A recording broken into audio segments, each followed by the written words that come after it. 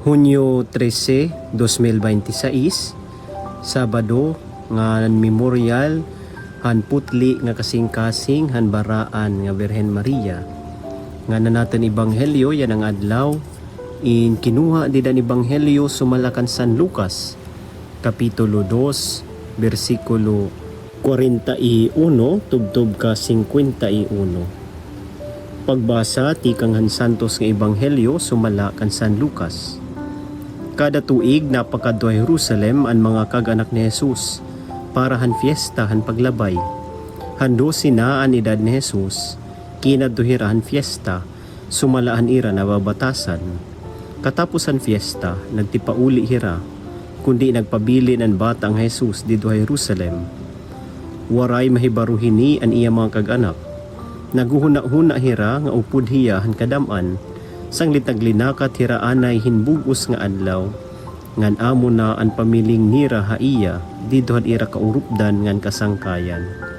Waray hira makaagi haiya, sang binalik hira ngadto Jerusalem hin pagbiling haiya. Han pag ikatulo ka adlaw hinagian nira hiya, dito ha templo, nga nalingkod upod han mga magturutdo nga Hudeyo, na mamati nga nagpapakian na haira. Nahipausagod nga tanan nga nagpakabati han iya magupay nga mga baton. Nahipausaliwat an iya mga kag-anak han pakakita ha iya. Ngan ginsiring hiya han iroy niya. Anak, kay anong ginbuhat mo ini haamon? Duro na iton kabaraka ni imo tatay ngan ako hin pagpinamiling ha imo. Ginbato niya hira. Kay ano nga pagbiniling niyo ha akon, diri ba kamo maaram nga kinahanglan, hahani ako habalay han akon amay? Kundi waray hira makasabot taligin siring niya ha ira. Sanglit inupod Jesus sa ira pagbalik ha Nazaret, diin nagmasinugtanon hiya ha ira. Gintipiga na kasing-kasing ang eroy niya, ini nga mga butang. An ebanghelyo han Ginoo, pagdayawon ka Kristo. Maupay nga oras mga kabugtuan ko didakan Kristo. Kakulop gin sa urog daton an solemnidad han gisantusi nga kasing-kasing hiton aton Ginoong Kristo.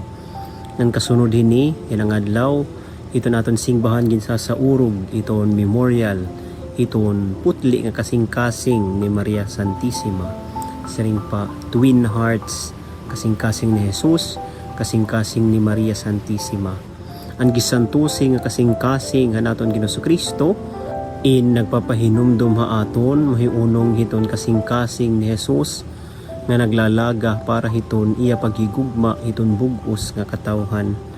Nga niton putli nga kasing-kasing ni Maria Santissima in nagpapahinumdum ha aton mahiunong hiton kasing-kasing ni Maria Santissima nga naglalaga para hiton paghigugma hiton aton Diyos, hiton aton Ginoong Kristo. Iton kasing-kasing ni Maria Santissima, iton niya putli nga kasing-kasing in kasing-kasing hin usa nga iroy nga nahigugma hiton iya mga anak ha aton nga tanan. Ikita nga mga membro hiton singbahan, ikita nga nagsusunod kan Kristo. Kan ini nga iroy nun nga kasing-kasing ni Maria Santissima in waray pagkabutlaw, nga waray pagkabaraka, nga bisan kun ano ang ginaagian na naton Ginoong Kristo nakadtuhiya upod-upod hiya pirmi ni Jesus. Subdon naton hi Maria Santissima, di dayton iya pagiging mapainobsanon, di dayton iya halarom nga marigon nga pagtuo hiton Dios. Subdon naton iton iya kamasinugtanon hiton kaburuton hiton Dios, kaniton iya paghigugma kan Jesus. Yan ang adlaw liwat aton ginsasaurog iton fiesta ni San Antonio de Padua, usa nga baraan nga tawo nga nagtutudto aton kung paano ba iton pagsantos. Hi San Antonio ginamit niya aniya kinaadman in pagtutuhan mga tawo, hin pagwali mahiunong hiton pagpasaylo kan pagbalik nga dahiton paghigugma hiton Dios. Madanay ginsasangpit naton hiya, unaaro kita hinbulig kan San Antonio kung may nawawara ha aton nga gamit. Yan ang mga kabugtuan pakianak kita itakan kalugaringon. Ano ba ito nawawara ha aton? Kay madanay itatan la iginaaro ha iya or inaarin bulig ha iya iton mahiunong hiton mga material nga butang. Pangaro liwat kita hiton iya panabang nga mahibalik iton aton nawawara nga pagtuo, iton aton nawawara nga paglaom, nga niton aton nawawara nga paghigugma, nga mahibalik kunta nga daha aton iton aton pagiging simple, ngan mapainubsanon, ngan matinuuhon, dida gudla iton paghigugma iton Dios. Amen.